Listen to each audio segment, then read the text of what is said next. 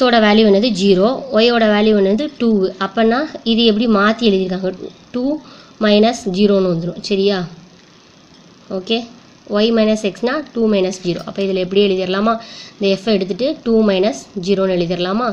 எழுதிட்டு 0.1 2 மைனஸ் 0ன்னு எழுதியாச்சு. இதில் அப்ளை பண்ணுறோம். ஓகேவா, 2 மைனஸ் 0.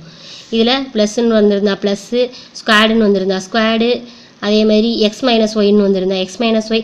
இதில் என்ன கொடுத்துருக்காங்களோ அதை வச்சு தான் எழுதணும். வெறும் ஒய் மட்டும் கொடுத்துருந்தாங்கன்னா அந்த நம்பர் மட்டும் போடணும். எக்ஸ் மட்டும் கொடுத்துருந்தாங்கன்னா அந்த எக்ஸ் நம்பர் மட்டும் போடணும். மித்த உள்ளதை கன்சிடர் பண்ண தேவையில்லை. ஒருவேளை ஒய்க்கு வேல்யூ இருந்தாலுமே இங்கே வந்து இப்போ எக்ஸ் மட்டும் கொடுத்துருக்காங்கன்னு வச்சுக்கோங்க. எஃப் ஆஃப் எக்ஸ் கமா ஒய்ன்னு கொடுத்து இப்போ எக்ஸ் மட்டும் கொடுத்துருக்காங்கன்னு வச்சுக்கோங்களேன். இதில் 1 இதில் 2 வருது. அப்போ ஒய்யோட வேல்யூ 2 இருக்குது அப்படின்னு நம்ம யோசிக்கக்கூடாது. இங்கே என்ன கொடுத்துருக்காங்க, எக்ஸ் மட்டும் தான் கொடுத்துருக்காங்க. அப்போ எக்ஸோட வேல்யூ மட்டும் நம்ம எழுதி சம்மில் அப்ளை பண்ணால் போதும். ஓகேவா? இங்கே என்ன கொடுத்துருக்காங்களோ அதை வச்சு தான் நம்ம வந்து சம்மில் போடணும். இங்கே எஃப் ஆஃப் 0,2ன்னு கொடுத்து இங்கே ஒய் மைனஸ் எக்ஸ்ன்னு கொடுத்துருக்கனால நம்ம 2 மைனஸ் 0ன்னு போட்டிருக்கோம். ஒரு வேல்யூ மட்டும் கொடுத்துருந்தனால நம்ம ஒரு வேல்யூ மட்டும் போட்டுக்கலாம். இங்கே நம்பர் இருக்கேன்னு கன்சிடர் பண்ண தேவையில்லை. இங்கே உள்ளதை தான் நம்ம வந்து பார்க்கணும். ஓகேவா?